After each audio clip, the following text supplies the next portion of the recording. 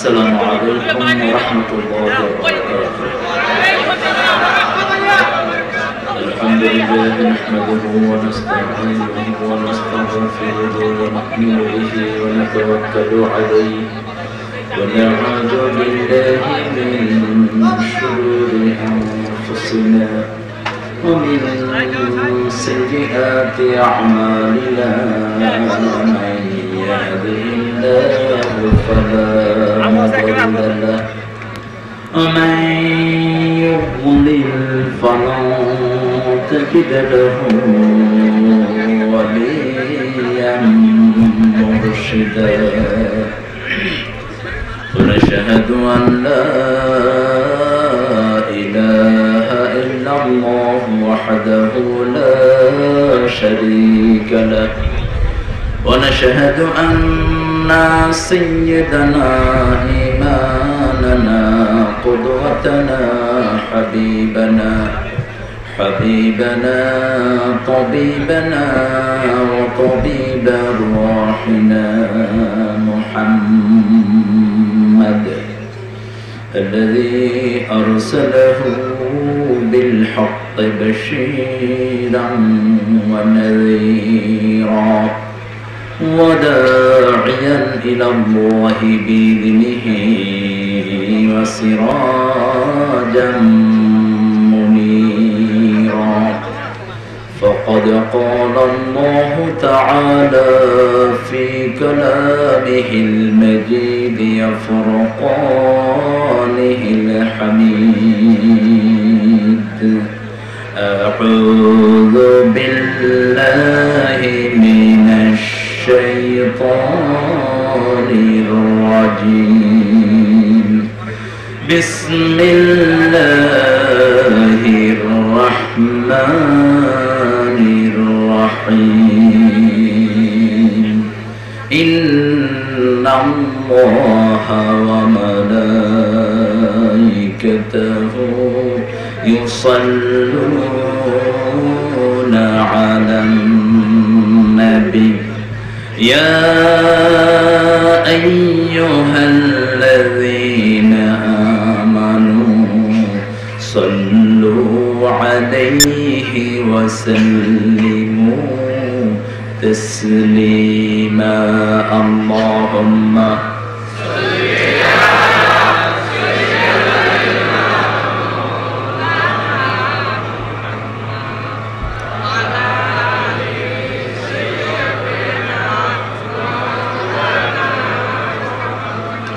اللهم صل على محمد وعلى آل محمد كما صليت على إبراهيم وعلى آل إبراهيم إنك حميد مجيد اللهم بارك على محمد وعلى آل محمد كما باركت على إبراهيم وعلى آل إبراهيم إنك حميد مجيد সকল প্রশংসার মালিক কে সে আল্লাহর জন্য সবাই পড়ছি আলহামদুলিল্লাহ আমরা পড়ছি আল্লাহু আকবার কবীরা আলহামদুলিল্লাহ কাসীরা সুবহানাল্লাহি بكرة وأصيلا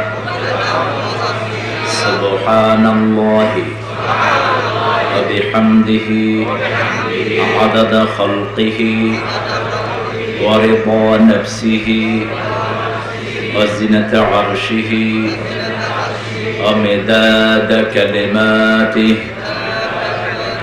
لك الحمد بالقرآن لك الحمد بالإسلام لك الحمد بأسمائك ولك سميت به نفسك لك الحمد يا رب كما ينبغي لجلال وجهك وعظيم سلطانك প্রশংসা করলাম কার সবখানে প্রশংসা করব কার রাজি আছেন সবাই রাজি আছেন?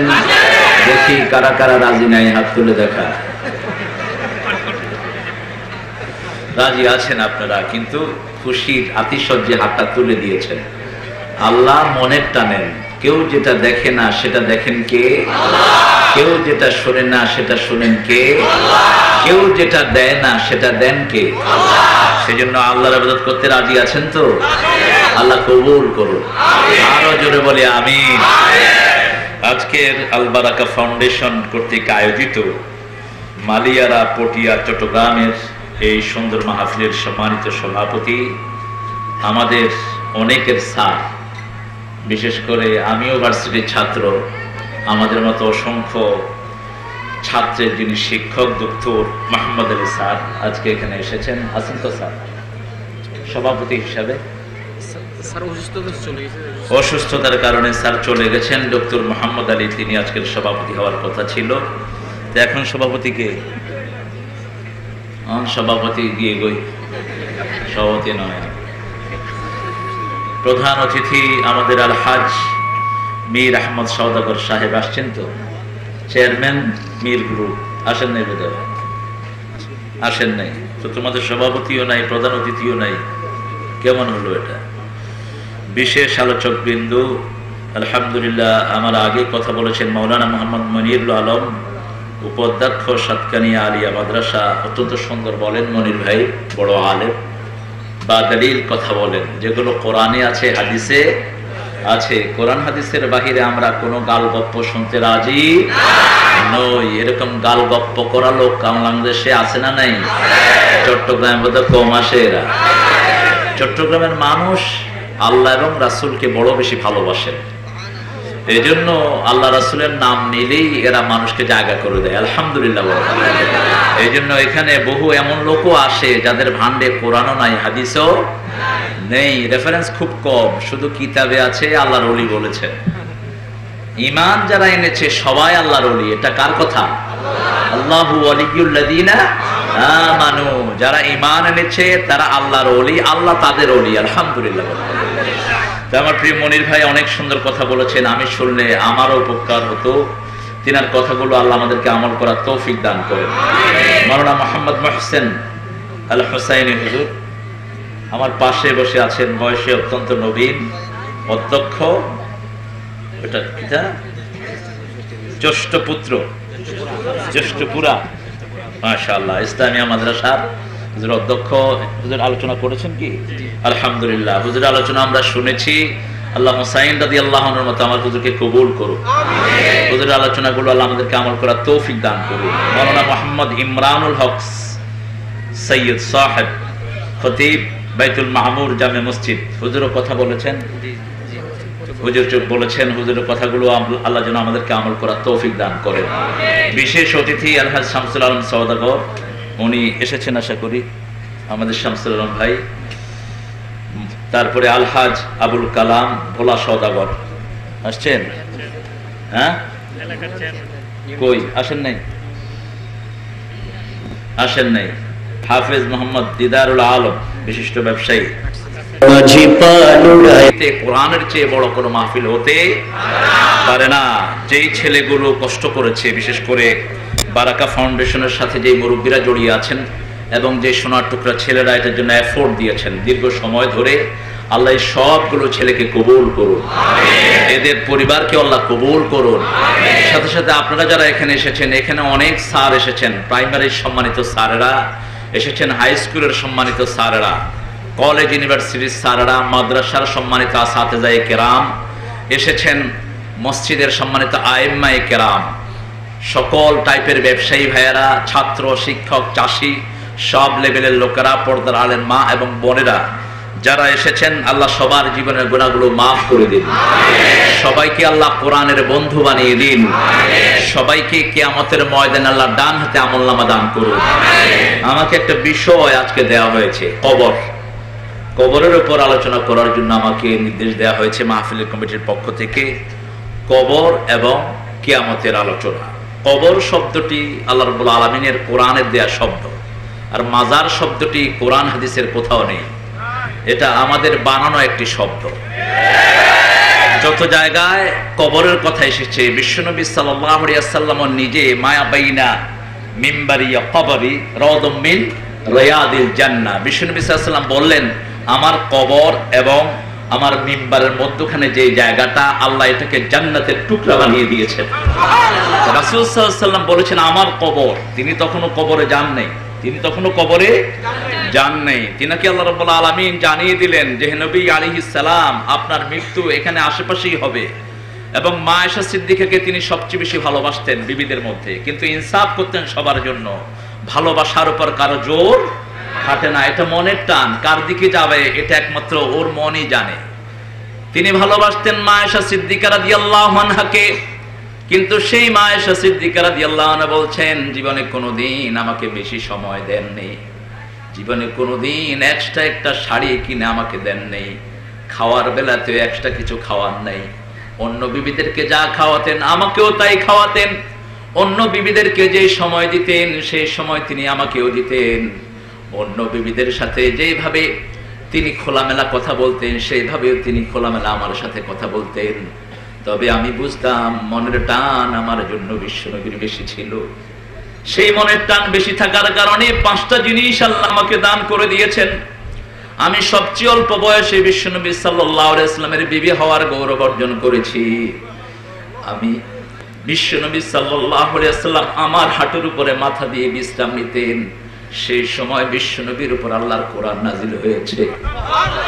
আমাকে বেশি ভালোবাসার কারণে বিশ্বনবী সাল্লাল্লাহু আলাইহি ওয়াসাল্লাম আমার কোলের উপর মাথা রেখে দুনিয়া থেকে বিদায় হয়েছেন। আমাকে বেশি ভালোবাসার কারণে আমার চরিত্রের সার্টিফিকেট স্বয়ং আল্লাহ নিজে দান করেছেন।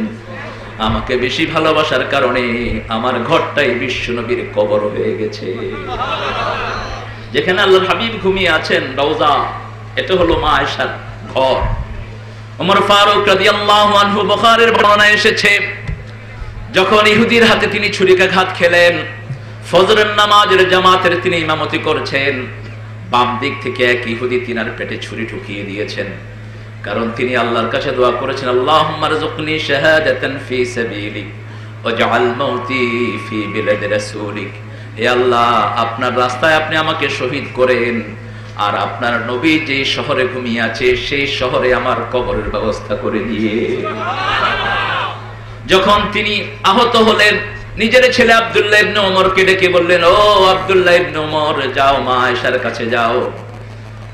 ডান দিকে শুয়ে আছেন আবু বকর সিদ্দিক রাদিয়াল্লাহু আনহু, বাম দিকের জায়গাটা খালি। আমি সারা জীবন দোয়া করেছি দুনিয়াতে যেমন করে বিশ্বনবীর পাশে পাশে ছিলাম, মৃত্যুর পরেও আমার শরীরটা যেন হুজুরের বাম পাশে থাকতে পারে। মা আয়েশার কাছে অনুমতি নাও, কারণ এই ঘরটি হলো মা আয়েশার ঘর। মা আয়েশা সিদ্দিকা রাদিয়াল্লাহু আনহাকে যখন গিয়ে বলা হলো, আমিরুল মুমিনিন খলিফাতুল মুসলিমিন, শত শতবার যিনি জান্নাতের সুসংবাদ পেয়েছেন, কোরআনের 17 জায়গায় ওমরের সিদ্ধান্তের উপর আল্লাহ কোরআনের আয়াত নাযিল করেছেন।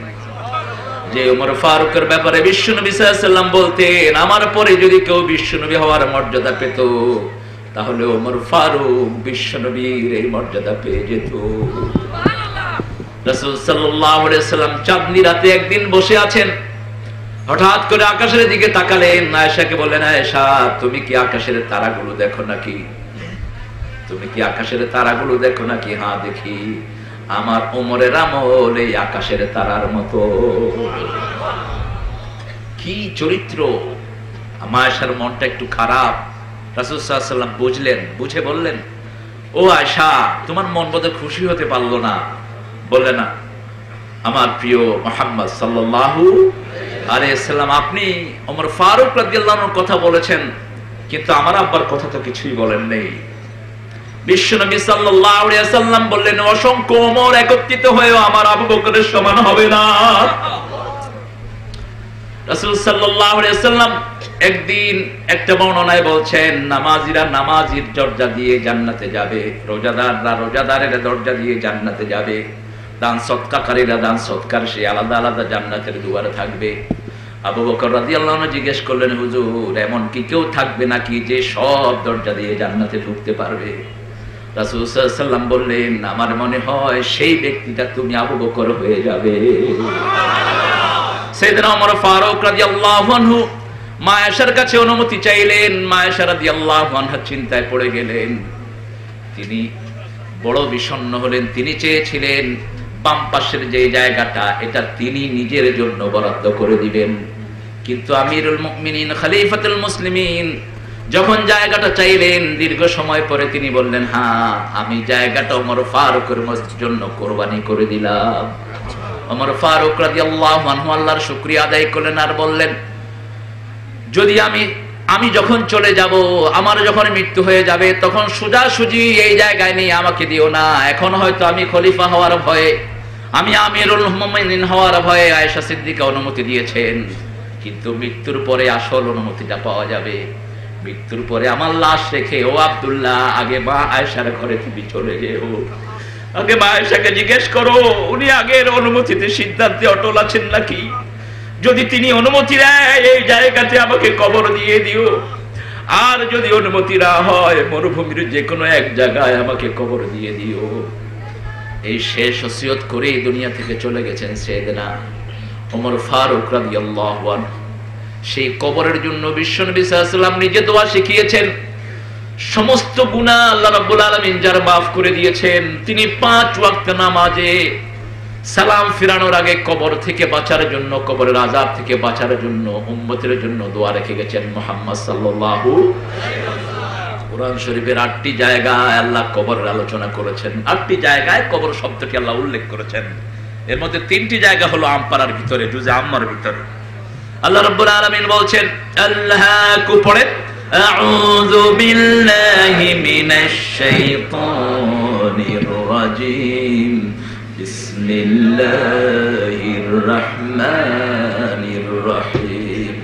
আল্লাকুমুত তাকাসুর হাত্তা যুরতুমুল মাকাবির, কাল্লা সাওফা তা'লামুন ثم كلا سوف تعلمون كلا لو تعلمون علم اليقين لترون الجحيم ثم لترونها عين اليقين ثم لتسألن يومئذ عن النعيم لا إله إلا الله محمد।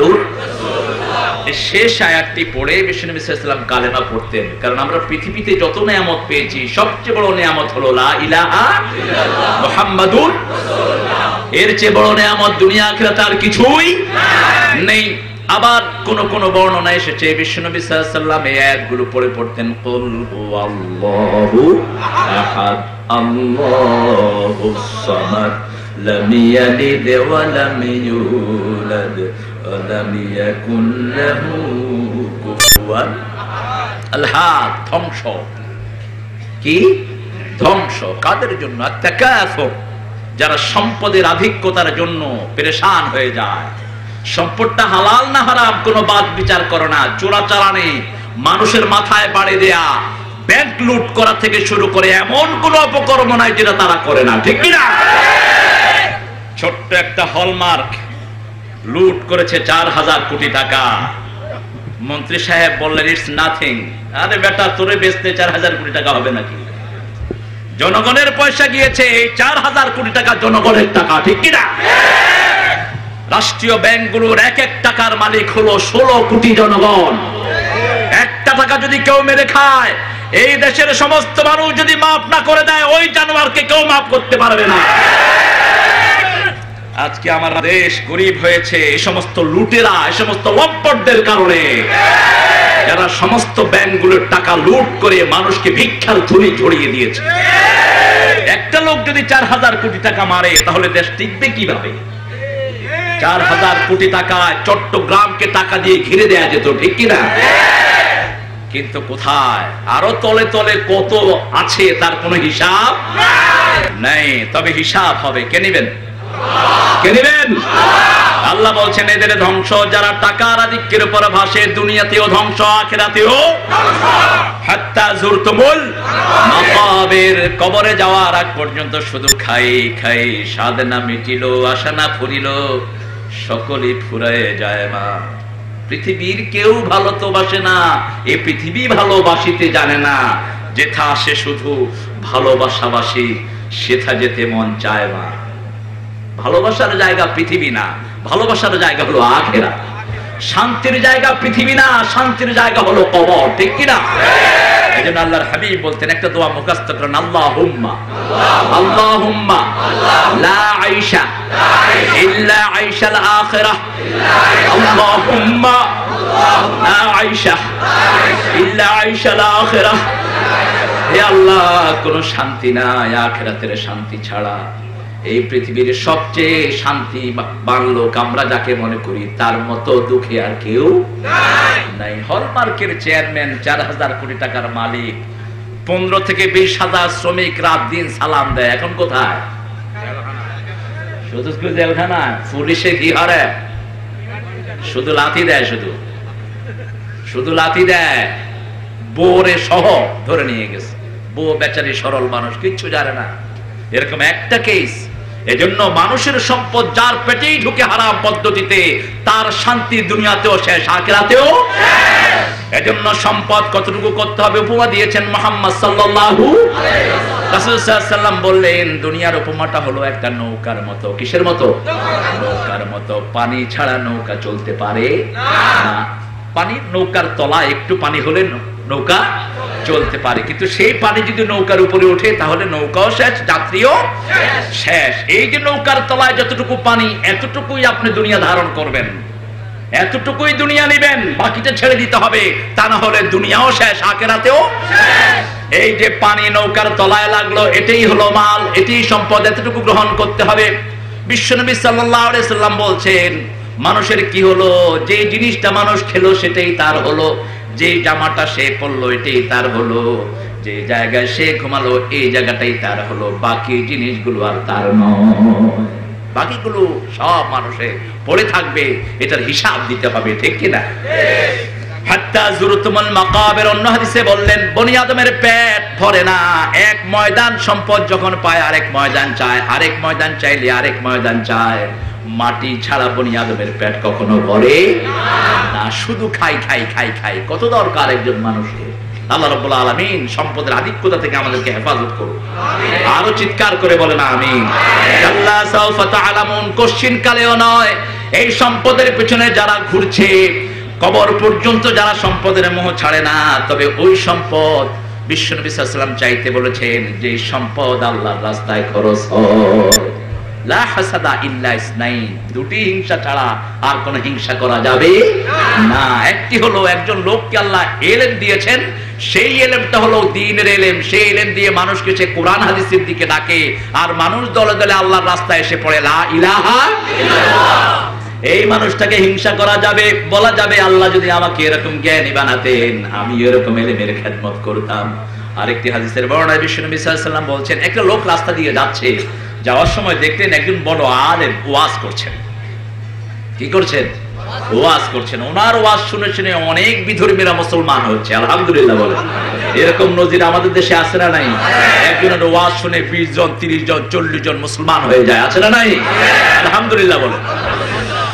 ওই লোকটি বলছে, আরে আমাকে যদি আল্লাহ আলেম বানিয়ে দিতেন, আমি ওরকম দিনের কথাগুলো মানুষকে বলতাম, আর মানুষ আল্লাহর দিনের মধ্যে আসতো। আল্লাহর হাবিব সাল্লাল্লাহু আলাইহি ওয়াসাল্লাম বললেন, ওই দিন ওই আলেম ওই আলোচনায় যত সওয়াব পেয়েছেন, ওই সকল সওয়াবের সওয়াব, ওই সকল আলোচনার সওয়াব আল্লাহ ওই লোকটাকে দান করে দিবে। আরেক লোক একটা খারাপ জায়গা দিয়ে যাচ্ছে, ধরেন একটা সিনেমা হল অথবা একটা জুয়ার আড্ডা হচ্ছে, যাত্রা।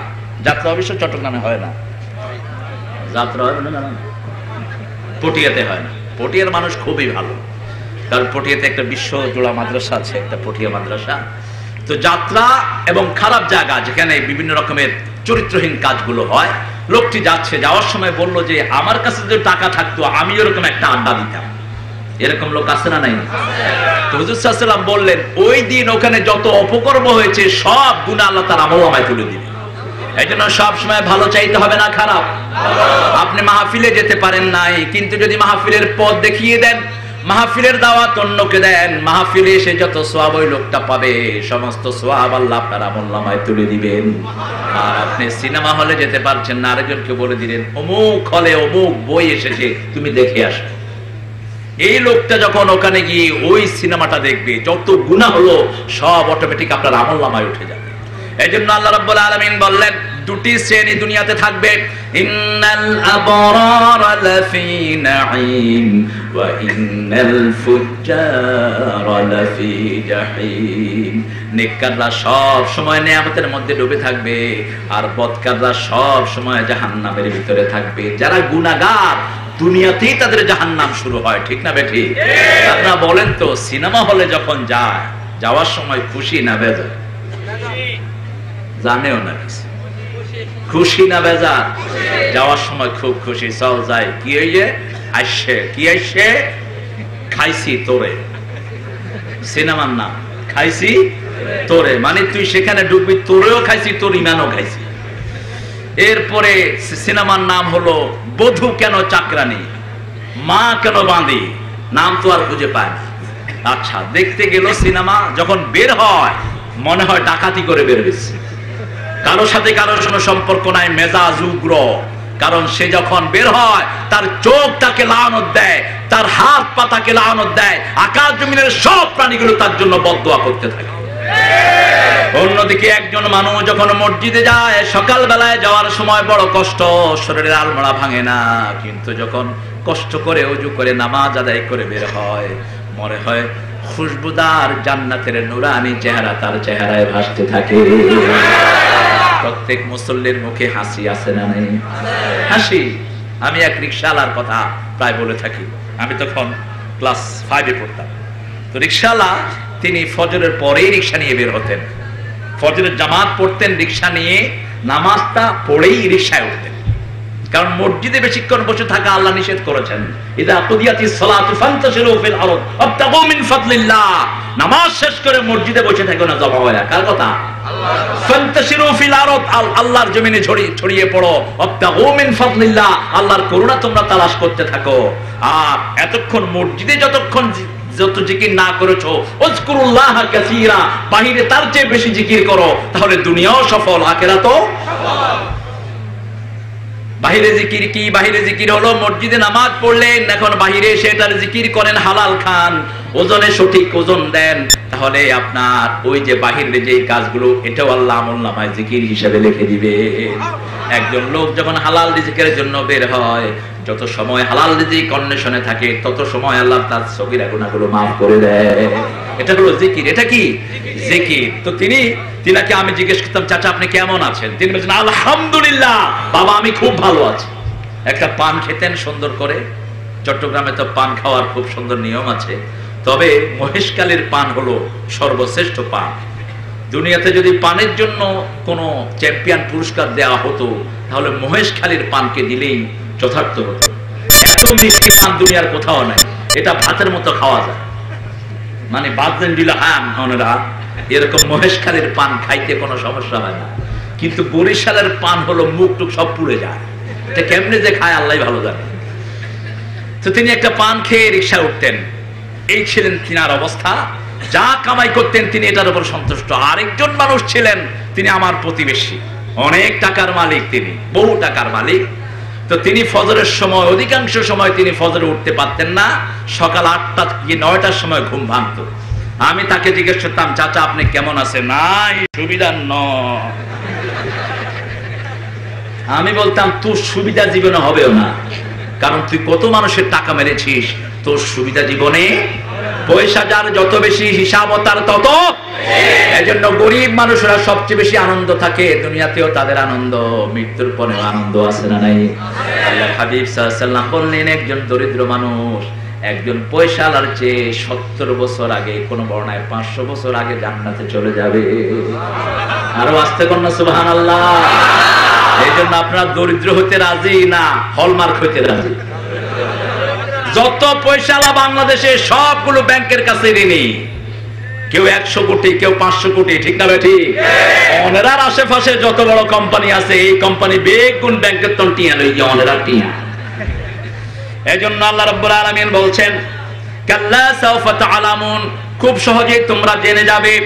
সুম্মা কাল্লা সাওফা তাআলামুন, পশ্চিম কালেও নয়, অর্থাৎ এই সম্পদ দিয়ে কেউ কোনো শান্তিতে থাকতে পারে না। তবে হালাল বেশি যেখানে শান্তি বেশি সেখানে। একটা রিকশাওয়ালা যখন বাড়ি যায় রাতের বেলায়, কেউ যখন রাস্তায় থাকে না, তার মুখে কি থাকে? কি থাকে? গান থাকে। আপনি দেখবেন নৌকার মাঝি যখন নদী দিয়ে নৌকা চালিয়ে যায় রাতের বেলা, কি বলে? মন মাঝি তোর বৈঠানে রে, আমি আর থাকতে পারলাম না। আছে না নাই? কিন্তু একজন পয়সাওয়ালা, বিশাল পয়সার মালিক, কোনদিন কি তার মুখে হাসি থাকে? অফিস থেকে যখন ওই যে আল্লাহ ফাঁসার ওষুধান, ডায়াবেটিসের আন, ওই অন্ত বাদ ফড়ে গিয়ে কয় ঘুমের ওষুধান, হড়াবু শিক্ষা তুই হড়ম গিয়ে কয় এসি ছাড়ি দেয়া। সাইটটা ছাড়ার পরে তার ঘুম হয় না। আর রিক্সাওয়ালা যখন প্যাসেঞ্জার পায় না, রিক্সার সিটে বসে ঘুমায়, ঠিক কিনা?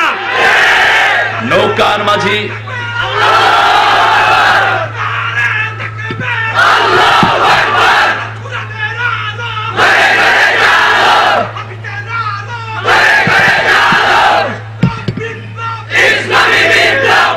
গরিব মানুষ যে কোনো জায়গায় রাত কাটাতে পারে, তার কোনো সমস্যা হয় না। এই জন্য বিশ্বনবী সাল্লাল্লাহু আলাইহি ওয়াসাল্লাম দুনিয়ার উপমা দিচ্ছেন, দুনিয়াটার আমি হলাম কাজিল্লি সাজারা, একটা গাছের ছায়ার মতো। একটা অশ্বারোহী ওই গাছের ছায়া দিয়ে যাওয়ার সময় ঘোড়া থেকে নেমে একটু বিশ্রাম নেয়, একটু বিশ্রাম নিয়ে আবার চলে যায়। এই যে বিশ্রাম নিলাম, এটাই হলো দুনিয়া। এটা কি দুনিয়া?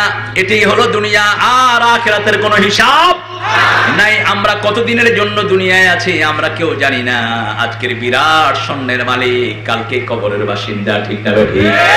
এই জন্য যত পয়সা পাবেন, আল্লাহ রাব্বুল আলামিন বলছেন আল্লাযীনা ইউনফিকুনা ফিস সাররাই ওয়াদ দাররা, যারা দুঃখের সময় সুখের সময় শুধু দান করতে থাকে, ফালা খাউফুন আলাইহিম ওয়ালা হুম ইয়াহজানুন, তাদের জন্য কোনো ভয় নাই, মৃত্যুর পরে তাদের দুশ্চিন্তা নাই।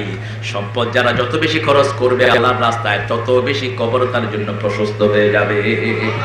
আল্লাহ রাব্বুল আলামিন কবরের কথা বলতে গিয়ে বলছেন ইদাস সামাউন ফাতারাত ওয়া ইদাল কাওয়াকিবু তাখারাত وإذا البحار فجرت وإذا القبور بعثرت علمت نفس ما قدمت وأخرت يا أيها الإنسان ما غرك بربك الكريم الله أكبر إذا السماء انفطرت যখন আকাশগুলো বিদীর্ণ হয়ে যাবে, ওয়াইদাল কাওয়াকিবু ইনতাসারাত, তারকাগুলো বিক্ষিপ্ত হয়ে পড়তে থাকবে, ওয়াইদাল বিহারু ফুজ্জিরাত, সাগরের তলদেশগুলো ফেটে যাবে, সমস্ত কবরগুলো ফেটে ফেটে মানুষগুলো বেরিয়ে আসতে থাকবে। যেখানে যেই মানুষ ছিল কবর হলো। মৃত্যুর পরে কিয়ামতের আগ পর্যন্ত মানুষ যে জায়গা থাকে, এটার নাম হলো কবর। এটার নাম কি? কবর। এটাকে কোরআনের ভাষায় বলা হয়েছে বারজাখ, ওয়া ওয়ারাইহিম বারজাখুন ইলা ইয়াউমি ইউবআসুন। কিয়ামতের উত্থান দিবসের আগ পর্যন্ত মানুষ যে জায়গায় থাকবে, এটা হলো আলমে বরজখ। কি আলমে বরজখে কবরের পাশ দিয়ে যেতে সাইয়েদনা ওসমান রাদিয়াল্লাহু আনহু খুব বেশি করে কাঁদতেন। সাহাবায়ে কেরাম বলতেন, ওসমান আপনি কেন কবরের পাশে আসলে এত কাঁদেন? তিনি বলতেন, বিশ্বনবী সাল্লাল্লাহু আলাইহি ওয়াসাল্লাম বলেছেন, আল কবরু রাউদুম মিন রিয়াদিল জান্নাহ আও হুফারিম মিন হুফারিন নার। কবর কার জন্য জান্নাতের টুকরা হয়ে যাবে, আর কার জন্য জাহান্নামের গর্ত হয়ে যাবে। এই কবর যার জন্য ভালো হয়ে যাবে, পুরা আখিরাতের জীবন তার সুখী হয়ে যাবে, পুরা আখিরাতের জীবন তার সুন্দর হয়ে যাবে। আর কবরের জীবন যার নষ্ট হয়ে যাবে, পুরা আখিরাতের জীবন তার নষ্ট হয়ে যাবে।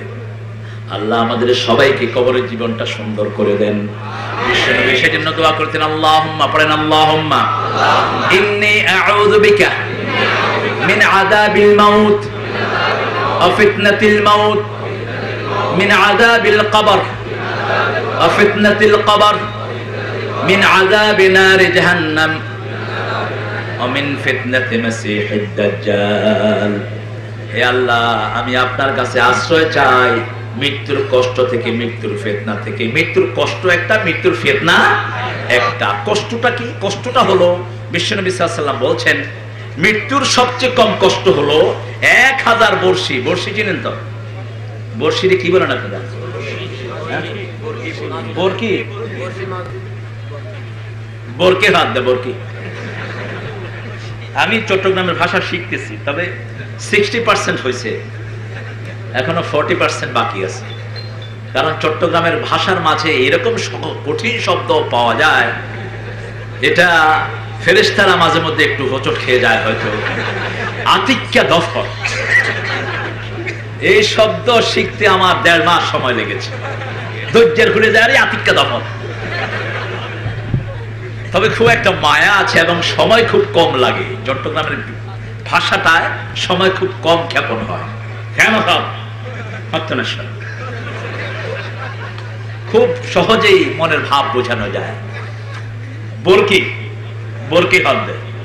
বরকিটা কিন্তু সহজ না, পিছনে একটা উল্টা কাটা আছে না, এরকম দিয়ে একটা উল্টা কাটা যেটা মাছের গালার সাথে লেগে যায়। রাসূল সাল্লাল্লাহু আলাইহি ওয়াসাল্লাম বলছেন যে 1000 বর্ষি যদি কারো গায়ে লাগানো হয়, আর যদি উল্টা দিক থেকে প্রচন্ড জোরে অসংখ্য মানুষ এটা টানে, যেই কষ্ট, এটা হলো মৃত্যুর সবচেয়ে স্বাভাবিক কষ্ট।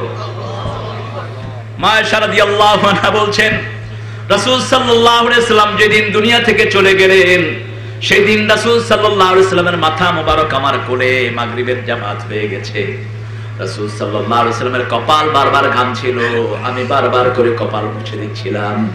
রাসূল সাল্লাল্লাহু আলাইহি ওয়াসাল্লামের দরজায় হুসাইন রাদিয়াল্লাহু আনহু আসলেন। বিশ্বনবী সাল্লাল্লাহু আলাইহি ওয়াসাল্লাম তাকে বললেন, ইশারা করলেন মেসওয়াকের। তিনি ইশারা বোঝার আগে মা আয়েশা ইশারা বুঝে মেসওয়াক দিলেন। রাসূল সাল্লাল্লাহু আলাইহি ওয়াসাল্লাম মেসওয়াক করলেন। আস্তে আস্তে রাসূল সাল্লাল্লাহু আলাইহি ওয়াসাল্লামের মুখ ছোট হয়ে আসছে, ঘরে কোনো আলো নেই। মা আয়েশা বললেন, আমি আমার মাথাটা বিশ্বনবীর মুখের দিকে নোয়ালাম। হুজুর সাল্লাল্লাহু আলাইহি ওয়াসাল্লাম বলছেন, as-salat as-salat as-salat ওয়া মা মালাকাত আইমানুকুম। আমার উম্মতেরা নামাজ নামাজ নামাজ ছেড়ে দিও না, আর তোমাদের আন্ডারে যে সমস্ত লোকেরা আছে তাদের প্রতি তোমরা খেয়াল রেখে দিও।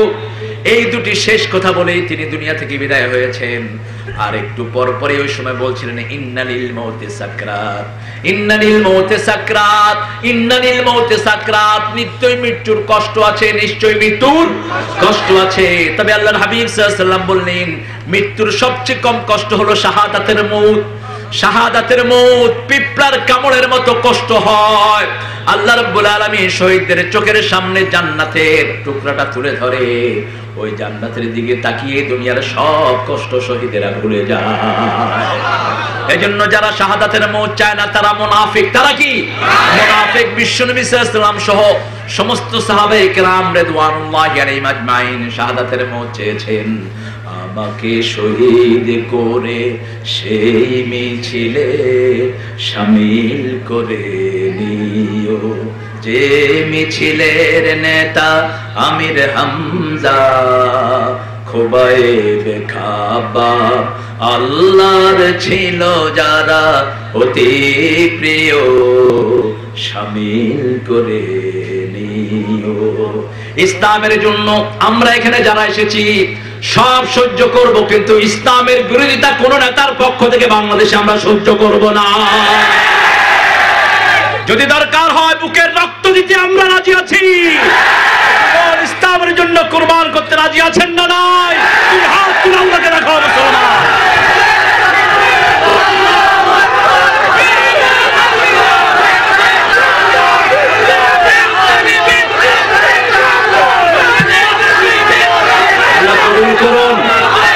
চিৎকার করে বলি আমিন। অল্প কিছু নাস্তিক আমাদের দেশের ইসলামিক ভাবমূর্তি নষ্ট করেছে। উৎসব আমার, আনন্দ সবার, এই কথাটা ইসলাম বিরোধী কথা। আমাদের ইসলামের উৎসবগুলোর সাথে কাফেরদের উৎসবের কোনো সম্পর্ক এখন দিনুকুম। আমাদের উৎসব শুরু হয় নামাজ দিয়ে, আমাদের আনন্দ শুরু হয় নামাজ দিয়ে, আমাদের সব কাজ শুরু হয় আল্লাহ তাসবিহ দিয়ে, ঠিক কি না? আমাদের সন্তান দুনিয়াতে এসেছে, আমরা প্রথম তার উৎসব শুরু করি আল্লাহু আকবার, আল্লাহু আকবার, আশহাদু আন লা ইলাহা ইল্লাল্লাহ, আশহাদু আন্না মুহাম্মাদার রাসূলুল্লাহ। আমাদের সন্তান দুনিয়া থেকে বিদায় হয়, তাকে বিদায়ের সময় আমরা পড়ি আল্লাহু আকবার। তো অন্যদের কি তা হয়? তো উৎসব আমার, আনন্দ সবার, এটা কেমন বোকার কথা। এজন্য আল্লাহ বলেছেন লাকুম দীনুকুম। কোন হিন্দু ভাইদের কোন ধর্মীয় উৎসবে কোন মুসলমান যাবে সে মুশরিকে পরিণত হবে। শিরকের কোন উৎসবে মুসলমান যেতে পারবে না। কোন ইসলাম বিরোধী উৎসবে কোন মুসলমান যেতে পারবে না। বৎস মেলা, ওকাজের মেলা, ওকাজের মেলা ছিল, বর্ষপূর্তি ছিল, এগুলো হতো মক্কা মদিনায়। বিশ্বনবী সাল্লাল্লাহু আলাইহি সাল্লাম যখন থেকে ঈদ পেলেন বললেন ওসব মেলায় আমার কোন মুসলমান যেতে পারবে না। আমাদের আনন্দের দিন হলো দুটি, ঠিক করেছেন কে?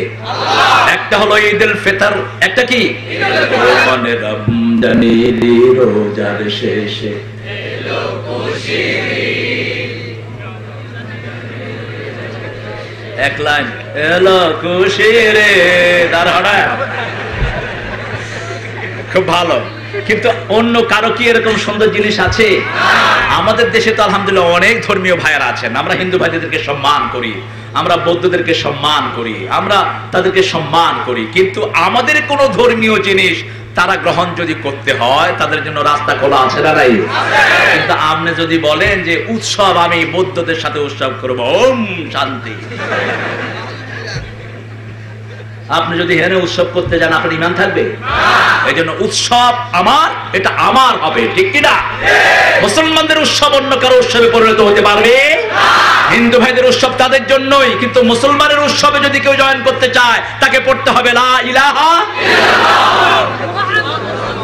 আমাদের রোজা যদি কেউ রাখতে চায় তাকে পড়তে হবে লা ইলাহা ইল্লাল্লাহ, লা ইলাহা ইল্লাল্লাহু মুহাম্মাদুর রাসূলুল্লাহ। কারণ আল্লাহ বলেছেন ইয়া আইয়ুহাল্লাযীনা আমানু, ও তোমরা যারা ঈমান এনেছো, কুতিবা আলাইকুমুস সিয়াম, ইয়া আইয়ুহান নাস বললেন না, হে মানুষেরা তোমাদের জন্য রোজা লিখে দিয়েছি, এটা বললেন না, বলেন হে মুমিনেরা তোমাদের জন্য রোজা ফরজ। এই জন্য রোজা রাখার আগে কালেমা পড়তে হবে, ঠিক কি না? আবার নামাজের আগে কালেমা আছে না নাই? ঈদে যাওয়ার আগে কালেমা আছে না নাই? আল্লাহু আকবার, আল্লাহু আকবার, লা ইলাহা ইল্লাল্লাহ। আমাদের উৎসবের একমাত্র কেন্দ্র হলো কে? সে আল্লাহ রাব্বুল আলামিন বলছেন গোলাম আমার কাছে যখন তোমাদের আসতে হবে আমার পদ্ধতি ছাড়া তোমাদের বাঁচার কোনো উপায় নাই। কবর থেকে যখন মানুষকে উঠানো হবে প্রত্যেক মানুষ উলঙ্গ উঠবে। কি উঠবে? উলঙ্গ। মা আয়েশা সিদ্দিকা রাদিয়াল্লাহু আনহা জিজ্ঞেস করেন হুজুর আমিও কি উলঙ্গ উঠবো? বিশ্বনবী সাল্লাল্লাহু আলাইহি ওয়াসাল্লাম বলেন হ্যাঁ তুমিও উলঙ্গ উঠবা। বলছে কি অবস্থা হবে? বলছে কেউ কারো দিকে তাকানোর কোনো ফুরসত থাকবে না, সবার দৃষ্টি থাকবে উপরের দিকে। সবার দৃষ্টি কোন দিকে? উপরের দিকে থাকবে। কিয়ামতের ময়দানের সাথে কোনো কিছুর তুলনা হয় না। তবে মক্কা শরীফে যারা গিয়েছেন রমজানুল মুবারকে অথবা হজের সময়, সেখানে দেখা যায় কেউ কারোর দিকে খেয়াল করার কোনো সময় নাই। পাশে মেয়েরা নামাজ পড়ে, কিন্তু পাশে কে আছে, ডান পাশে কে, বাম পাশে কে হাজির, সেটা কোনো মনেই থাকে নিজের হিসাবের জন্য প্রত্যেকেই কাবা ঘরের দিকে তাকিয়ে থাকে, কাঁদতে শুরু করে দেয় লাব্বাইক আল্লাহুম্মা লাব্বাইক লা শারীকা লাকা লাব্বাইক ইন্নাল হামদা ওয়ান নি'মাতা লাকা ওয়াল লা শারীকা লাক। ইসলামের প্রত্যেকটি উৎসব হলো সমস্ত মানুষের জন্য, কিন্তু অন্য ধর্মীয় উৎসবগুলিতে যাওয়া মুসলমানদের জায়েজ নাই। আমাদের কোনটা কম আছে? কেন আমরা অন্যের কাছে যাব? সবটা তো তারা আমাদের কাছে সবকিছু শিখবে, তাদের কাছে শিখার আমাদের কিছুই। এটা কার কথা? আল্লাহ বলেছেন ওয়া কাযালিকা, পড়েন ওয়া কাযালিকা জাআলনাকুম উম্মাতান ওয়াসাতান লিতাকুনু শুহাদা আলান নাস ওয়া ইয়াকুনার রাসূলু আলাইকুম শাহীদা। This way I have established you as the best nation among the whole nation in the world. এইভাবে আমি তোমাদেরকে মধ্যমপন্থী সর্বশ্রেষ্ঠ উম্মত বানিয়েছি যাতে তোমরা সবার উপর সাক্ষী হও। কার কথা? আল্লাহ। মাটি কাটা হয়, দেখবেন না মাটি কাটায়, মাটির মধ্যখানে একটা মাটি থাকে, এটার নাম কি? চারদিক থেকে মাটি কাটে, মধ্যখানে একটা মাটি রাখা হয়, এর নাম কি? সাক্ষী। এর নাম কি?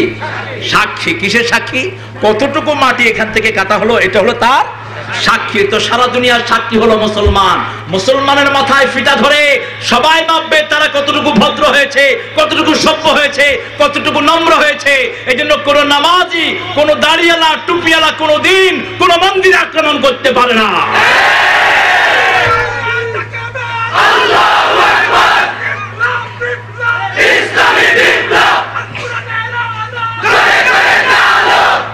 আল্লাহ আমাদেরকে কবুল করো, আমাদেরকে ভাগ করেছে ইসলাম বিরোধীরা, আমরা সেটা বুঝি না। যেমন বিশ্বনবী সাল্লাল্লাহু আলাইহি ওয়াসাল্লাম বুখারীর বর্ণনায় বললেন, মান সাল্লা সালাতানা ওয়া ইস্তাকবালা কিবলাতানা ওয়া আকালা যাবিহাতানা, যে আমাদের নামাজ আদায় করে, আমাদের কিবলাকে কিবলা মানে, আমাদের জবাই করা খায়, এরা হলো মুসলমান। সুবহানাল্লাহ বলেন।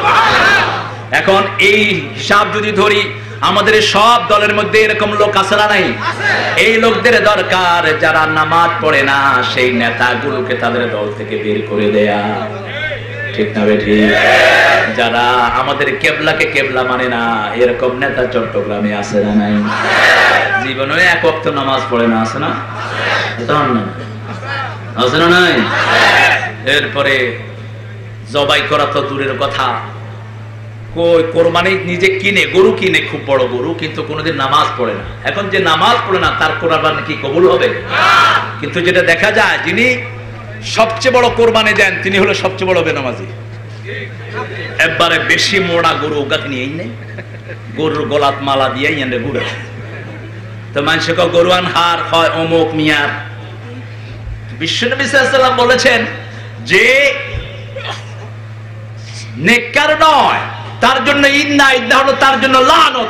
ঈদুল লিল আবরার ও ঈদুল লিল ফুজ্জার, নেককারের জন্য হলো ঈদ, আর বদকারের জন্য এটা হলো লানত। সেজন্য আমরা যারা কোরবানি দিয়েছি, আমরা সবাই পড়েছি ফাসাল্লি লিরাব্বিকা ইন্না শানিয়াকা হুয়াল, ইন্না আ'তাইনাকাল কাউসার ফাসাল্লি লিরাব্বিকা ওয়ানহার ইন্না শানিয়াকা হুয়াল আবতার। আগে নামাজ, তারপরে কোরবানি। কার কথা? আবার বিশ্বনবী 5 ওয়াক্ত নামাজে পড়তেন, কুল ইন্না সালাতি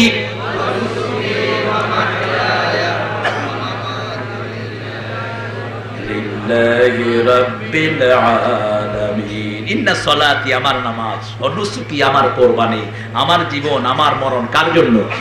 আল্লাহর জন্য। সে আল্লাহ রাব্বুল আলামিন বলছেন, কবরের মধ্যে যখন লোকদেরকে রাখা হয়, মুসলিম শরীফের বর্ণনায় বিশ্বনবী সাল্লাল্লাহু আলাইহি ওয়াসাল্লাম বললেন, কবরে শোয়ানোর সাথে সাথেই যখন লোকটার আত্মীয় স্বজন চলে যায়, পায়ের আওয়াজ, স্যান্ডেলের আওয়াজ শুনে যাবে, এই সময় দুইজন ফেরেশতা তাদেরকে উঠায়।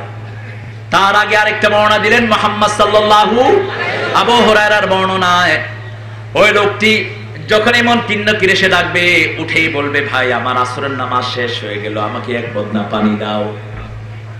কারণ আমাদের যারা নামাজি, এই নামাজি লোকগুলো ঘুম থেকে উঠে মসজিদের দিকে দৌড় মারে। অনেক সময় দেখা যায় নামাজের সময় হয় নাই, ঘুম থেকে উঠে মসজিদে হাজির আছে না নাই? গিয়ে দেখে এখনো মসজিদ খুলে নাই, কারণ তার মনের ভিতরে বাজতে থাকে নামাজ নামাজ, আসসালাতু খায়রুম মিনান নাওম, কখন আজান হবে আর মসজিদে চলে যাব। এই নামাজি, যেই নামাজির এরকম কলিজাটা মসজিদের সাথে লেগে থাকে, আল্লাহর হাবিব সাল্লাল্লাহু আলাইহি ওয়াসাল্লাম বলেছেন, কিয়ামতের ময়দানে আল্লাহ তাকে আরশের ছায়াতলে ছায়া দান করে দিবেন। 5 ওয়াক্ত নামাজ যারা মসজিদে আদায় করে, আল্লাহ তাদের জন্য জান্নাতটাকে সাজিয়ে দেয়।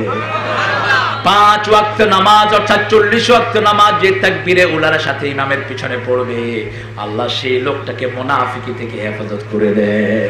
কয় ওয়াক্ত? 40 ওয়াক্ত। কয় ওয়াক্ত? 40 ওয়াক্ত ননস্টপ।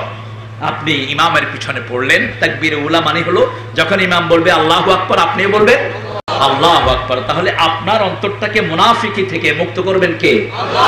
আর যার অন্তর মুনাফিকি মুক্ত হবে তার জন্য জান্নাত আছে না নাই? আর মুনাফিকের জন্য কি আছে? ইন্নাল মুনাফিকিনা ফিদ দারকিল আসফালি মিনান নার, জাহান্নামের সবচেয়ে নিচে যারা থাকবে তাদের নাম কি? মুনাফিক। বাংলাদেশে বেশি না? না, ওম ওম। রাসূল সাল্লাল্লাহু আলাইহি ওয়াসাল্লাম বললেন, ফজর এবং এশাতে যারা যায় এরা মুনাফিকি মুক্ত। মুনাফিকদের জন্য ফজরও কঠিন, এশাও কঠিন। আর মুনাফিকের জন্য সবচেয়ে কঠিন নামাজ হলো তাহাজ্জুদ। কোন নামাজ?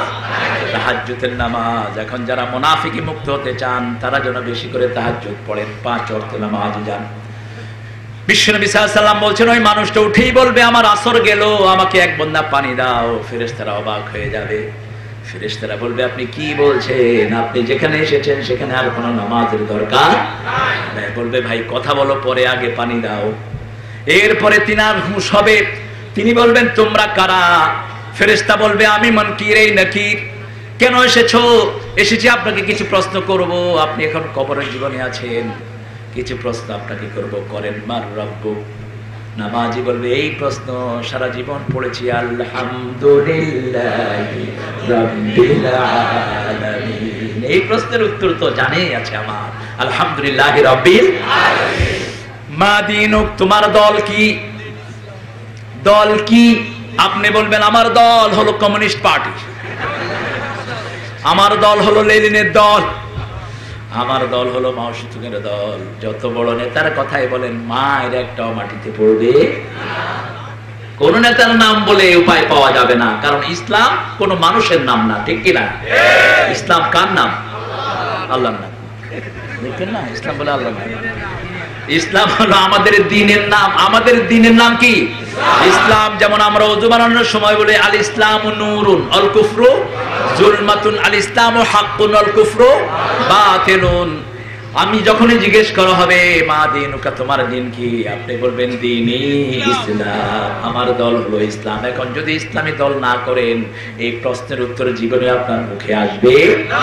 যে লোকটা ফুটবল কখনো খেলে নাই, ওকে যদি ফুটবল মাঠে নামায়া দেন, সে কি খেলতে পারবে? সে বল নিয়ে নিজের গোলের ভিতরে গোল দিয়ে বলবে গোল, ঠিক কি না? আমার এরকম হয়েছে ইংল্যান্ডে। আমি একবার গার্জিয়ানদের একটা খেলার ব্যবস্থা করেছি। আমি ওখানে টিচার ছিলাম অনেকদিন, এখনো গিয়া মাস্টারি করি কখনো কখনো। তো আমি চিন্তা করলাম যে একটা ভালো আয়োজন হওয়া দরকার, যাতে খ্রিস্টানরাও ইসলামের দিকে আসতে পারে, কারণ ইসলামে আনন্দ আছে না নাই? রাসূল সাল্লাল্লাহু আলাইহি ওয়াসাল্লাম নিজে সাহাবাদেরকে দৌড়াতেন। বৃষ্টি আসলে তিরমিজিতে বর্ণনা এসেছে, নতুন বৃষ্টি যখন আসতো নিজে সহ লুঙ্গি নিয়ে ভিজতে যেতেন এবং দূরে গিয়ে পুকুরে গোসল করতেন। আলহামদুলিল্লাহ বলেন না? আবার রাসূল সাল্লাল্লাহু আলাইহি ওয়াসাল্লাম বড় সুন্দর হাস্যরস করতেন। ইফতারি খেতে বসেছেন অনেক মেহমান, নিজে খেজুর খেয়ে খেয়ে নিজের জামাই আলীর সামনে খেজুরের দানাগুলো রাখছে। একটু পরে সবাইকে বলল, মেহমানরা দেখেন আলী কতগুলো খাইছে, দেখেন। দানা রাখতে হড়ে আলীরে দিল না সামনে। আলী যেন চিন্তা করলেন, হুজুর আমাকে আমার আব্বা এইভাবে বললেন। তিনি বললেন যে দেখেন মেহমানেরা, আমি যে খাইছি দানাগুলো রাখছি, আমার আব্বা দানা দুনা সব খায় ফেলেছে। কি সুন্দর, আলহামদুলিল্লাহ বলেন। মসজিদ নববীর ভিতরে বসে আছেন মুহাম্মদ সাল্লাল্লাহু আলাইহি ওয়াসাল্লাম, মুস্কি মুস্কি হাসছেন। সাহাবায়ে কেরাম জিজ্ঞেস করলেন, হুজুর আপনি মুস্কি হাসছেন? বেলাল রাদিয়াল্লাহু আনহু মোরগ জবাই করছিলেন। মোরগও আজান দেয়, বেলালও আজান দেয়। হুজুর বললেন, উনজুর আল মুয়াজ্জিন ইয়াজবাহুল মুয়াজ্জিন, এক মুয়াজ্জিন আরেক মুয়াজ্জিনকে জবাই করতেছে। কি সুন্দর, সুবহানাল্লাহ বলবেন না? হুজুর সাল্লাল্লাহু আলাইহি ওয়াসাল্লামের কাছে কালো ঘুটঘুটে একজন এসে বলছে, হুজুর আমি তো জান্নাতে যেতে চাই। হুজুর বললেন, কোন আলকাতরা মিয়া জান্নাতে যাইতে পারবে? এত কালো মিয়া তুমি জান্নাতে যাবে কেন?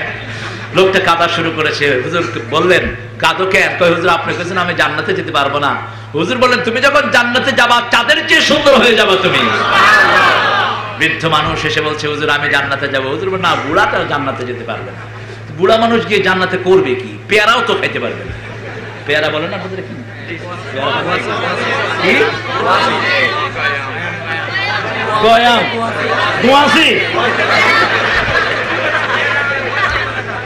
সুবহানাল্লাহ, একটা নতুন শব্দ শিখছে, গুয়াসি না? গুয়াসি। আলহামদুলিল্লাহ। এই গুয়াসি যদি একজন বৃদ্ধ মানুষে খেতে যায়, গুয়াসি খাওয়ার আগে তো তিনি দাঁত খাওয়া যাবে। এজন্য জান্নাতে যখন আপনি যাবেন, আত্রাবা একদম সমবয়স্ক টষ্টস যুবকদের যখন হালকা মোজ গজায়, তখন যেরকম শক্তি থাকে সব জান্নাতীরা এরকম শক্তিশালী হয়ে যায়। আল্লাহ আমাদেরকে কবুল করে নিন, চিৎকার করে বলেন আমিন। এবার ওই কবরের মুর্দা বলবে, ইসলাম সম্পর্কে জিজ্ঞেস করেছো, আল ইসলামু নূরুন আল কুফরু যুলমাতুন, আল ইসলামু হাক্কুন আল কুফরু। এবার বলবে মান নবিয়্যুক, অথবা বিশ্বনবীর চেহারা দেখানো হবে। এখন ভিডিও এসে তো সহজ হয়ে গেছে, বিশ্বনবীর চেহারা দেখানো হবে। মান হাযার রাজুল, মান হাযার রাজুল, উনি কে? অথবা বলা হবে মানির রাজুলুল্লাযী বাআসা ফীকুম, কোন মানুষটিকে আপনাদের মাঝে প্রেরণ করা হয়েছিল, যার আদর্শ ছাড়া কোনো আদর্শ আপনারা মানেন নাই। এই যে মাহফিলে বসে আছেন, রাসূল সাল্লাল্লাহু আলাইহি ওয়াসাল্লামের আদর্শ আছে না নাই? মুরব্বিকে সম্মান করি আদর্শ আছে না নাই? মেহমানদেরকে সম্মান করি আদর্শ আছে না নাই? যখন কোনো ভালো মানুষকে দেখি, যে কোনো মানুষকে বয়স্ক দেখলে সিট ছেড়ে দিব, আদর্শ আছে না নাই? এই সবগুলো শিখিয়েছেন মুহাম্মদ সাল্লাল্লাহু। একজন হিন্দু হোক, ভারী বোঝা নিয়ে যাচ্ছে, আপনি তার বোঝাটা নিজের হাতে নেবেন, তাহলে রাসূলের সুন্নাত আপনি আদায় করলেন। রাসূল সাল্লাল্লাহু আলাইহি ওয়াসাল্লাম একদিন সকালবেলায় মসজিদে নববীতে বললেন, মান আসবাহা সাইমান, আজকে কে রোজাদার অবস্থায় সকালে ঘুম থেকে উঠেছো? আবু বকর সিদ্দিক রাদিয়াল্লাহু আনহু হাত তুললেন। মান আসবাহা ইয়াদাতুল মারিদ, কে আজকে সকালে উঠে রোগীর সেবা করেছো? রোগী হোক হিন্দু হোক বৌদ্ধ, তার সেবা করলেই আপনি জান্নাতের ফল খেলেন। হুজুর সাল্লাল্লাহু আলাইহি ওয়াসাল্লাম বললেন, যারা রোগীর কাছে যায় তারা বেহেশতের বাগানে প্রবেশ করে, যারা রোগীর খেদমত করতে থাকে আল্লাহ রাব্বুল আলামিন তাদেরকে জান্নাতের ফল খাওয়ার ব্যবস্থা করে দেয়। আবার বললেন, বিশ্বনবী মুস্তাফা, বিশ্বনবী মুস্তাফা, আমার নেতা তোমার নেতা, কুরআনের আলো, ঘরে ঘরে আলো, হাদিসের আলো, ঘরে ঘরে আলো।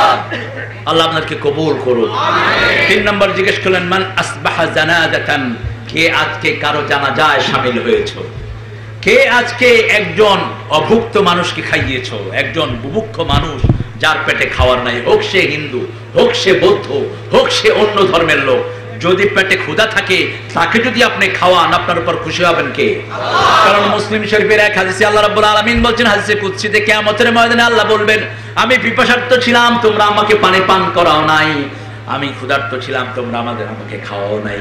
মানুষ বলবে, কাইফা হাদা ইয়া রব, এটা কেমন কথা আল্লাহ, আপনি ক্ষুধার্ত ছিলেন কেমনে? আল্লাহ বলবেন, আমার এক গোলাম ক্ষুধার্ত ছিল, তাকে যদি তুমি খাওয়াতা সেখানে আমি আল্লাহকে তুমি পেয়ে যেতা।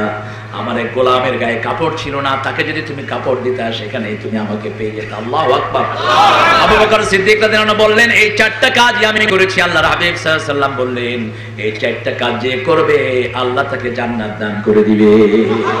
প্রত্যেকদিন সকালে উঠে অন্তত হিসাব করেন। আবার রোজার ব্যাপারে দেখেন, রাসূল সাল্লাল্লাহু আলাইহি ওয়াসাল্লাম বললেন যে আল্লাহর জন্য রোজা রাখে, একটা রোজার কারণে আল্লাহ তার থেকে জাহান্নামকে 70 বছর দূরে নিয়ে যায়।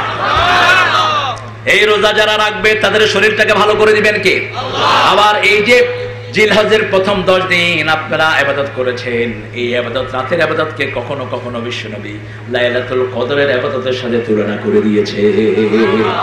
এইজন্য যখনই মুমিন বলবে, হে আল্লাহ, এই যে মানুষটি উনি হলেন মুহাম্মদ সাল্লাল্লাহু, সারা জীবন আমার নবীর দুরূদ পড়েছে, আল্লাহুম্মা সাল্লি আলা মুহাম্মদ ওয়া আলা আলি মুহাম্মদ, সারা জীবন পড়েছে, মন আমার কাঁদে রে, প্রাণ আমার কাঁদে রে, যেতে সোনার মদিনা। বলেন, মন আমার কাঁদে রে, প্রাণ আমার কাঁদে রে, যেতে সোনার মদিনা। যে মদিনা ধন্য হলো পেত ঠিকানা। মদিনার জন্য আল্লাহ আমাদেরকে কবুল করুন। আমিন। আরেকটা বর্ণনা এসেছে ইমাম গাজ্জালির পক্ষ থেকে। ইমাম গাজ্জালির কিতাবগুলো আপনারা সাধারণ মানুষেরা পড়বেন না, কারণ তিনি কিমিয়া সাদা সহ কানজুদ দাকায়েক এই বইগুলো যখন তিনি লিখেছেন, তিনি নির্বাসনে ছিলেন 8 বছর বাইতুল মুকাদ্দাসে। সেই সময় তিনি এই বইগুলো লিখেছেন, এজন্য রেফারেন্সগুলো তিনি সেখানে দিতে পারেন নাই। পরবর্তী জীবনে তিনি যখন স্বাভাবিক জীবনে ফিরে এসেছেন নির্বাসন ছেড়ে, তখন তিনি কেঁদে কেঁদে বুখারী শরীফ বুকে নিয়ে দুনিয়া থেকে বিদায় হয়েছেন। যেদিন তিনি চলে গেছেন সেদিনও বুকের উপর বুখারী শরীফ নিয়ে কেঁদে কেঁদে তিনি বিদায় হয়েছেন, যে এরকম অথেন্টিক সোর্স থাকার পরেও আমি কেন নিজের ব্রেন প্রসূত বিভিন্ন জিনিসগুলো এভাবে রেখে গেলাম। ইমাম গাজ্জালির বইগুলো যারা পড়বে তাদের মিনিমাম আলেম পাস করা উচিত, মিনিমাম ফাজল পাস করা উচিত, অথবা মাদ্রাসায় সরে বেকায়া পর্যন্ত যদি কেউ পড়ে তাহলে ওই বইগুলো বুঝে আসবে। কারণ তিনি অনেকগুলো হাদিস ব্যবহার করেছেন যেগুলো আপনি যদি সাধারণ জনসমক্ষে আপনি ব্যবহার করেন, মানুষের মাইর খাওয়া ছাড়া আপনার উপায় থাকবে না। যেমন তিনি এক হাদিসে বলছেন, তোমরা কুত্তার খাসলত গ্রহণ করো, একটা হাদিস তিনি কোট করেছেন। এখন অনেক যদি মাহফিলে যায়, কারণ ভাইয়েরা অনেরা বেগুন কুত্তার খাসলত গ্রহণ করবেন দেন আছে হাদিসে, মানুষ আপনার রাখবে? খাসলতগুলি কিন্তু ভালো। কুত্তার 5টা খাসলত। কয়টা? 5টা খাসলত। কুত্তা কোনো ভালো খাওয়ার জন্য অপেক্ষা করে না, আপনি যা দেন কুত্তা তাই, কথা বল না কেন, তাই খায়। আপনি যখন ঘুমান কুত্তা তখন কি করে? পাহারা দেয়। আপনার শত্রু দেখলে কুত্তা কি করে? আপনি যখন ডাকেন কুত্তা কি করে? আসে। আপনি যখন কুকুরকে নিষেধ করেন তখন সে নিষেধ শুনে। এই 5টা গুণ তার মধ্যে আসে না নাই? কিন্তু যদি এরকম বলা হয় কুত্তার খাসলত গ্রহণ করো, কুত্তা তো কোনো বাড়িতে থাকলে তো ওই বাড়ি নাপাক হয়ে যায়, ঠিক কিনা? কিন্তু শিকারি কুকুর ছাড়া হান্টিং ডগ গুলো অনেকগুলো খাস্ত আছে, সেগুলো জেনে নেবেন। তো এরকম তিনি অনেকগুলো রেফারেন্স করেছেন, কিন্তু তিনার রেফারেন্স যদি কোরআনের সাথে মিলে যায় তাহলে মানতে কোনো অসুবিধা নেই। যেমন তিনি কানজুদ দাকায়েকের ভিতরে কবরের জীবনের উপর একটা আলোচনা করেছেন, প্রায় 40 থেকে 50 পৃষ্ঠার একটা লেখা। সেখানে তিনি বলছেন যে একজন মুর্দাকে কবরে রাখার পরপরই মুর্দা যদি নেককার হয়, মুমিন হয়, নামাজি হয়, কোরআনের আন্দোলন করে যায়, মুর্দা দেখবে কবরে একটা সুন্দর ছেলে হাঁটছে, সুন্দর ফুটফুটে ছেলে হাঁটছে। জিজ্ঞেস করবে মান আন, তুমি কে? কবরে গেলেই আমাদের মোমেনদের ভাষা কি হবে? কি হবে? আরবি। কারণ এখনো আমরা সেই সময় আরবি ব্যবহার করি, আর চট্টগ্রামের ভাষায় তো আরবি বেশি। হিন্দি বইও, হিন্দি বইও, হিন্দি কি? এটা আরবি। হিন্দি মানে আমার নিকট বসো। তারপরে বৈদা, বৈদা বলেন না আপনারা? বৈদা কি? ডিম অন্ডারে বৈদা হন না? এই বাইদেন তো আরবি। অনেক শব্দ আছে চট্টগ্রামে আরবি, আর যখন নামাজে দাঁড়াই তখন সবই কি আরবিতে আমরা বলি। এজন্য মোমেনদের ভাষাই আল্লাহ কি করে দিবেন? আরবি করে দিবেন। কবরে যখন দেখবে সুন্দর ফুটফুটে ছেলে, কবরের বাসিন্দা বলবে মান আনতা, তুমি কে? বলবে আমাকে চিনেন না, আমি হলাম আপনার নামাজ, আমি হলাম আপনার রোজা, আমি হলাম আপনার কোরআনের জন্য পরিশ্রম করা। কোরআনের কাজ করতে গিয়ে রাস্তায় রাস্তায় মায়ের খেয়েছেন, আমি হলাম সেই পরিশ্রম। কোরআনের স্লোগানগুলো লিখতে গিয়ে পুলিশের দৌড়ানি খেয়েছেন, আমি হলাম সেই পরিশ্রম। কোরআন তেলাওয়াত করতে গিয়েছেন,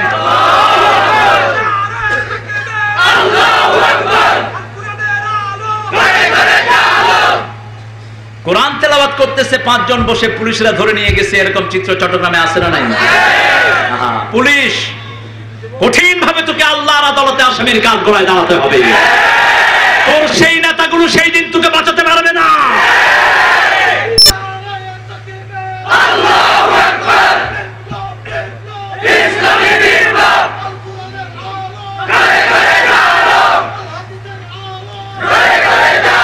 সমাজের সবচেয়ে ভালো মানুষেরা মসজিদে যায়, ঠিক কিনা? মসজিদে যারা 5 ওয়াক্ত যায় এরা হলো সমাজ